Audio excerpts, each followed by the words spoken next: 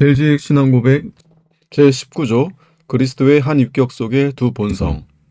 이러한 수태로 하나님의 아들의 위격이 인성과 분리될 수 없이 연합되고 결합하였기 때문에 하나님의 아들이 둘이 있거나 두 위격이 있는 것이 아니라 두 본성이 각각의 독특한 속성을 가진 상태로 단 하나의 위격 속에 연합되었다는 것을 우리는 믿습니다. 따라서 그리스도의 신성은 시작한 날도 없고 생명의 끝도 없이 자존하신 그대로 항상 계셨으며 하늘과 땅에 충만합니다. 그리스도의 인성은 그 자체의 고유한 속성을 잃지 않았으며 피조물의 속성을 계속하며 시작한 날을 가지며 유한한 성질을 가지며 참 육신에 따르는 모든 것을 가집니다. 비록 그리스도는 그의 부활로 인성의 불멸성을 주었음에도 불구하고 우리의 구원과 부활이 그의 몸의 실제에 의존하기 때문에 그의 인성의 실제를 바꾸지 않으셨습니다. 그러나 이 두 본성은 한 위격에 매우 밀접하게 연합되어 있어서 그의 죽음으로도 분리되지 않습니다. 그러므로 그가 죽으실 때 그의 아버지의 손에 부탁한 것은 그의 육신에서 떠난 참된 인간의 영이었습니다.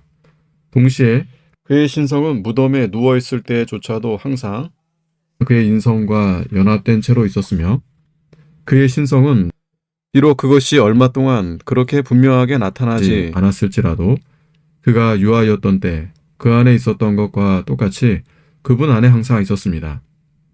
이런 이유로 우리는 그리스도를 참 하나님과 참 사람으로 고백합니다.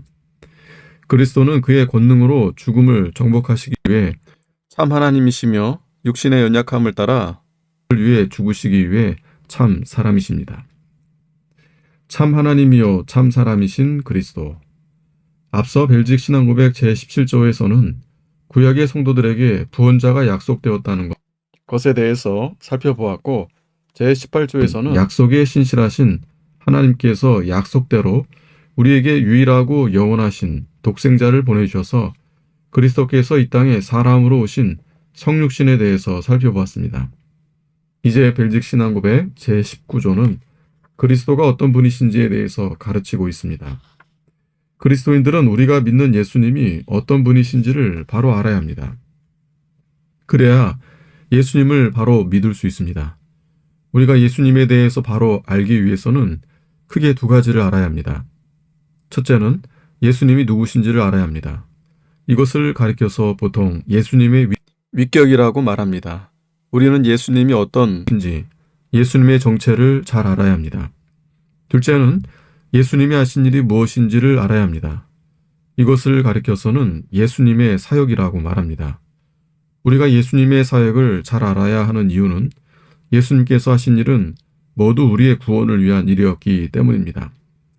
예수님을 믿는다고 하는 것은 예수님의 이름만을 두고 예수님에 대한 아무런 내용이나 알맹이도 없이 그냥 나는 예수님을 믿는다라고 말하는 것이 아닙니다.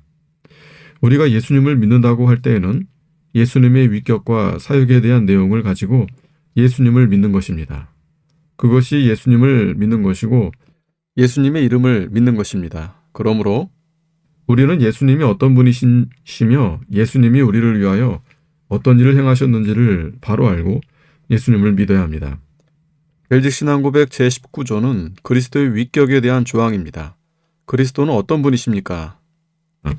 만일 사람들이 우리에게 그리스도는 누구시냐, 예수님은 어떤 분이신가 하고 묻는다면 우리는 참 하나님이시요 참 사람이신 분으로 우리의 구원자이십니다 라고 대답할 수 있습니다. 이것이 벨지익 신앙고백 제19조의 핵심적인 내용입니다. 우리는 이것을 그리스도의 신인 양성 일위 교리라고도 부릅니다. 신인 양성 일위란 그리스도께서 한 위격에 신성과 인성의 두 본성을 모두 가지신 분이라는 뜻입니다. 벨지익 신앙고백 제19조의 내용은 크게 세 부분으로 나누어서 공부할 수 있습니다. 첫째는 그리스도의 신성과 인성의 결합에 관한 내용이고, 둘째는 그리스도의 신성과 인성의 고유한 속성에 관한 내용이고, 셋째는 그리스도의 신인 양성 일위의 상태의 지속성에 관한 내용입니다. 우리는 이 세 가지를 연합성과 독특성과 지속성이라는 단어로 편리하게 요약하여 기억할 수 있습니다. 그리스도의 신성과 인성은 한 위격 속에서 연합되고 결합되었다. 첫째는 연합성입니다. 그리스도는 한 위격 안에 두 본성을 가지신 분으로 신성과 인성이 그리스도의 위격 안에서 연합되어 한 분이 되십니다. 벨직 신앙고백 제19조는 이렇게 시작됩니다. 이러한 수태로 하나님의 아들의 위격이 인성과 분리될 수 없이 연합되고 결합하였기 때문에 두 본성이 단 하나의 위격 속에 연합되었다는 것을 우리는 믿습니다. 그리스도의 신성과 인성은 분리될 수 없이 연합되고 결합되어 있습니다. 따라서 하나님의 아들이 둘이 있거나 두 위격이 있는 것이 아니라 그리스도의 신성과 인성, 두 본성이 한 위격 안에 연합되어 있는 것입니다. 이것이 신인 양성 일위의 연합성입니다. 우리는 위격이라는 단어를 삼위일체 교리를 배울 때 이미 공부했습니다. 위격이란 이성적인 인격성을 가진 완전한 실체를 말합니다. 예수님이 내가 너희에게 이르노니 라고 말씀하실 때 예수님이 자신을 나라고 부르셨습니다. 예수님은 자신을 가리켜 내가 라고 하실 때 그의 인성만을 가리키시는 것도 아니고 그의 신성만을 가리키시는 것도 아닙니다. 예수님의 신성과 인성은 한 위격 안에서 연합되었기에 예수님은 한 분이십니다. 우리도 다 한 사람 독립적인 인격성을 가집니다. 하지만 예수님의 위격은 우리의 인격과는 매우 다릅니다. 우리는 인성만을 가지고 있지만 그리스도는 신성과 인성을 모두 가지십니다. 그리스도의 신성과 인성은 예수님 안에서 하나로 완전히 연합되고 결합되었습니다. 벨직 신앙고백은 이를 두고 하나님의 아들의 위격이 인성과 분리될 수 없이 연합되고 결합하였다고 하였습니다. 그리스도의 신성과 인성은 나누어지거나 분리됨이 없이 또한 서로 혼합되거나 변질됨도 없이 연합되고 결합하였습니다. 이것을 우리는 위격적 연합이라고 부릅니다. 교회사에는 그리스도의 위격에 대해 비성경적이고 이단적인 주장을 했던 사람들이 많이 있었습니다. 5세기의 유티케스라는 사람은 그리스도의 신성과 인성이 결합되어 신성도 인성도 아닌 제3의 본성을 이루셨다는 비성경적인 주장을 했습니다. 그의 주장에 따르면 그리스도는 결국 사람도 아니고 하나님도 아닌 어떤 존재가 되는 것입니다. 5세기의 네스토리우스는 그리스도의 신성과 인성이 완전히 구분되고 분리된다고 주장하였습니다. 그러나 이러한 주장들은 모두 비성경적인 주장입니다. 만일 신성과 인성이 완전히 구분되고 분리된다면 그리스도께서 십자가에서 죽임을 당하실 때 그의 신성은 아무렇지도 않게 그 십자가에서 빠져나가서서 고통과 형벌과 죽음을 겪지 않으시고 십자가에서 형벌당하신 것은 그의 인성으로만 당하신 것이었다는 식의 주장이 나오게 됩니다. 하나님의 아들이 십자가에서 달리신 것입니다. 예수님께서 내가 너희를 위하여 목숨을 버리노라고 하셨을 때 예수님께서는 신성과 인성을 구분해서 말씀하신 것이 아닙니다. 그리스도는 신성과 인성이 한 위격 안에서 하나로 연합되고 결합되신 한 분이십니다. 벨직 신앙고백 19조는 그리스도의 양성은 혼합되거나 변하지 않으면서도 그 둘은 결코 나누어지거나 분리되지 않는 방식으로 연합되었다는 칼케돈 공의회의 결정을 확인해주고 있습니다. 칼케돈 신경은 그리스도의 두 본성은 혼합됨이 없이, 변함이 없이, 나누어짐이 없이, 분리됨이 없이 존재합니다. 라고 고백합니다. 그리스도의 신성과 인성은 각각의 고유한 속성을 잃지 않는다. 둘째는 독특성입니다. 그리스도의 신성도 가지시고 인성도 가지고 계시는데 그 두 본성은 각각의 독특한 속성을 유지합니다. 그리스도께서는 신성과 인성, 그 각각의 고유한 속성을 잃지 않으셨습니다. 그래서 그리스도는 참 하나님이면서 참 사람이신 우리의 구원자이십니다. 그리스도는 본래 하나님의 아들, 곧 제2위 하나님으로서 신성만을 가지고 계셨는데 인성을 취하심으로써 완전한 인성을 함께 가지게 되셨습니다. 그러면서도 그리스도는 그의 성육신에서 그의 신성과 인성, 그 어느 것도 포기하지 않으셨습니다. 그는 근본 하나님의 본체시나 하나님과 동등됨을 취할 것으로 여기지 아니하시고 오히려 자기를 비워 종의 형체를 가져 사람들과 같이 되었고 사람의 모양으로 나타나셨다고 하셨습니다. 그리스도는 그의 성육신에서 종의 형체를 취하심으로써 자기를 비우셨습니다.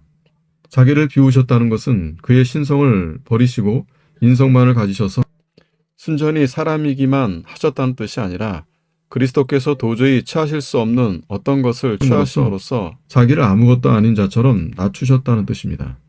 창조주이신 하나님께서 피조물인 사람이 되심으로써 자기를 심히 낮추셨다는 말입니다. 그리스도는 그의 각 본성의 고유한 속성을 모두 충만하게 지니고 계십니다. 우선 그리스도는 참된 신성을 가지신 참 하나님이십니다. 그리스도는 하나님으로서의 고유한 속성을 그대로 가지고 계셨습니다. 벨직 신앙 고백은 그리스도의 신성에 관하여 이렇게 고백합니다. 그리스도의 신성은 시작한 날도 없고 생명의 끝도 없이 자존하신 그대로 항상 계셨으며 하늘과 땅에 충만합니다. 그는 영원부터 자존하신 그대로 항상 계셨으며 그는 창세전부터 아버지의 품속에 있는 독생하신 하나님이십니다. 예수님께서 어떤 영광을 가지고 계셨는지는 예수님이 십자가에 달리시기 전에 하셨던 기도를 읽어보면 알 수 있습니다. 아버지여, 창세전에 내가 아버지와 함께 가졌던 영화로서 지금도 아버지와 함께 나를 영화롭게 하옵소서. 그리스도께서는 그의 지상생애에서 그의 신성의 능력을 충만하게 드러내셨습니다. 그리스도께서는 수많은 기적을 행하시는 중에 그의 신성의 능력을 밝히 드러내셨습니다. 예수님은 물을 포도주로 바꾸셨고 오병이어로 5,000명을 배불리 먹이신 후에 남은 것이 12광주리도 넘도록 하셨으며 파도를 꾸짖어 잠잠하게 하셨고 보지 못한 자들의 눈을 열어 보게 하셨고 듣지 못한 자들의 귀를 열어 듣게 하셨으며 죽은 나사로를 일으키셨으며 귀신을 쫓아내셨습니다. 예수님은 사람들의 비밀한 생각도 꿰뚫어 아셨으며 니고데모가 무화과나무 아래에 있던 것도 아셨으며 자기를 배반하여 팔자가 누군지도 처음부터 아셨으며 자기의 때가 가까이 온 것도 아셨습니다. 참으로 그리스도의 신성의 영광은 하늘과 땅에 충만하였고 지금도 충만합니다. 물론 그의 신성이 그렇게 분명하게 나타나지 않았던 때도 있었습니다.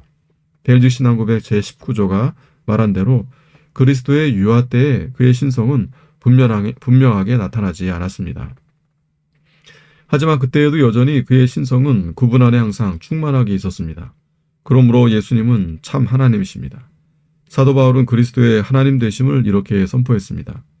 조상들도 저희 것이요 육신으로 하면 그리스도가 저희에게 나셨으니 저는 만물 위에 계셔 세세의 찬양을 받으실 하나님이시니라. 또한 그리스도는 참된 인성을 가지신 참 하나님이십니다. 참 사람이십니다. 그리스도는 인간으로서의 고유한 속성을 그대로 가지고 계셨습니다. 벨직 신앙 고백은 이렇게 말합니다. 그리스도의 인성은 그 자체의 고유한 속성을 잃지 않았으며 그 피조물의 속성을 계속 가지며 시작한 날을 가지며 유한한 성질을 가지며 참 육신에 따르는 모든 것을 가집니다. 비록 그리스도는 그의 부활로 인성의 불멸성을 주었음에도 불구하고 우리의 구원과 부활이 그의 몸의 실제에 의존하기 때문에 그의 인성의 실제를 바꾸지 않으셨습니다. 그리스도의 인성은 시작한 날이 있고 피조물의 속성을 가지며 그것은 유한한 성질을 가지며 참 육신에 따르는 모든 것을 가집니다.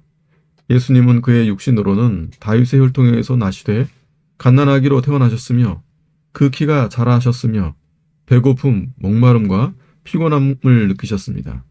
예수님은 나사로의 무덤 앞에서 오셨으며 십자가의 모든 고통을 느끼셨습니다.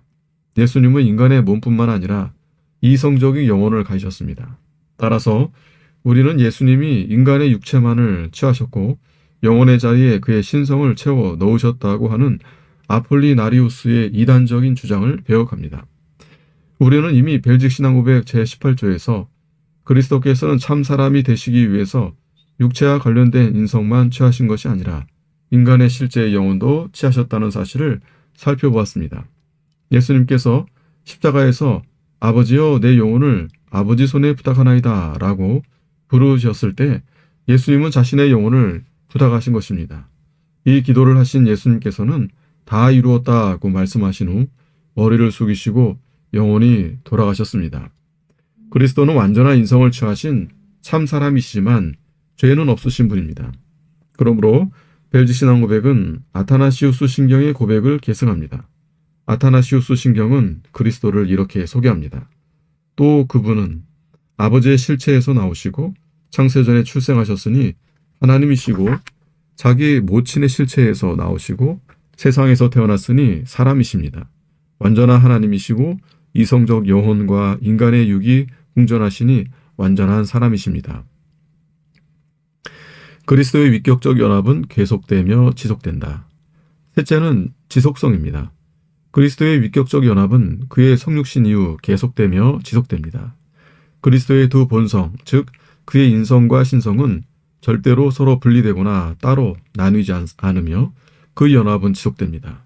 그리스도의 신성과 인성의 위격적 연합은 그리스도의 죽음과 부활 이후에도 계속되며 지속됩니다. 그래서 벨직 신앙고백 제19조는 이렇게 가르칩니다. 그러나 이 두 본성은 한 위격에 매우 밀접하게 연합되어 있어서 그의 죽음으로도 분리되지 않습니다. 그러므로 그가 죽으실 때 그의 아버지 손에 부탁한 것은 그의 육신에서 떠난 참된 인간의 영이었습니다. 동시에 그의 신성은 무덤에 누워 있을 때조차도 항상 그의 인성과 연합된 채로 있었으며 그의 신성은 비록 그것이 얼마 동안 그렇게 분명하게 나타나지 않았을지라도 그가 유아였던 때 그 안에 있었던 것과 똑같이 그분 안에 항상 있었습니다. 그리스도는 부활하실 때에도 여전히 몸을 가지고 부활하셨습니다. 물론 예수님의 부활체는 지금 우리의 몸과는 다른 영화로운 몸입니다. 하지만 그리스도는 부활하실 때에도 그의 인성의 실제를 유지하셨으며 그리스도의 부활의 몸은 지금 하늘에 계시며 장차 영광 중에 이 땅에 재림하실 것입니다. 그러면서도 그리스도는 그의 신성과 위엄과 은혜와 성령으로는 여전히 우리와 함께 하십니다.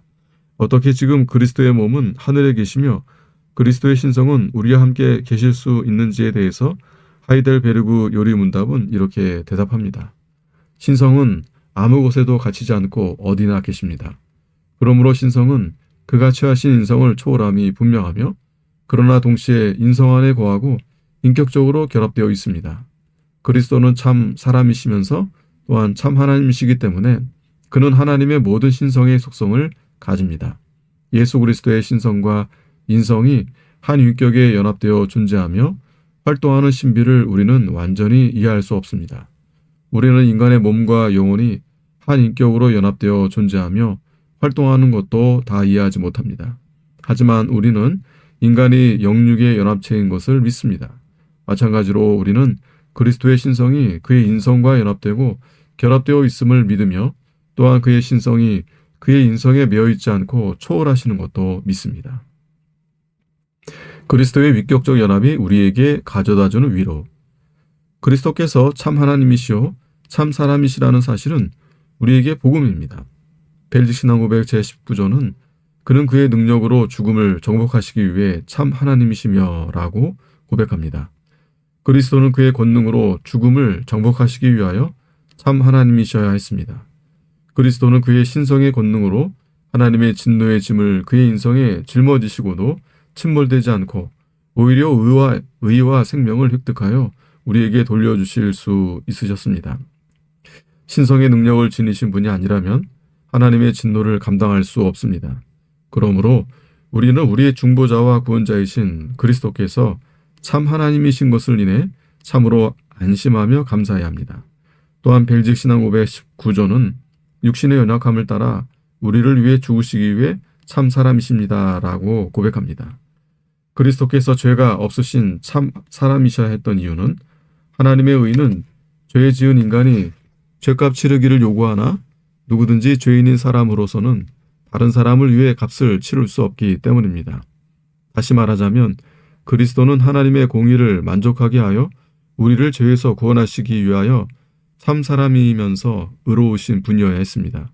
그러므로 그리스도가 참된 인성을 가지신 참 사람으로 우리에게서 나셨다는 소식은 죄인된 인생들에게 복음이 아닐 수 없습니다.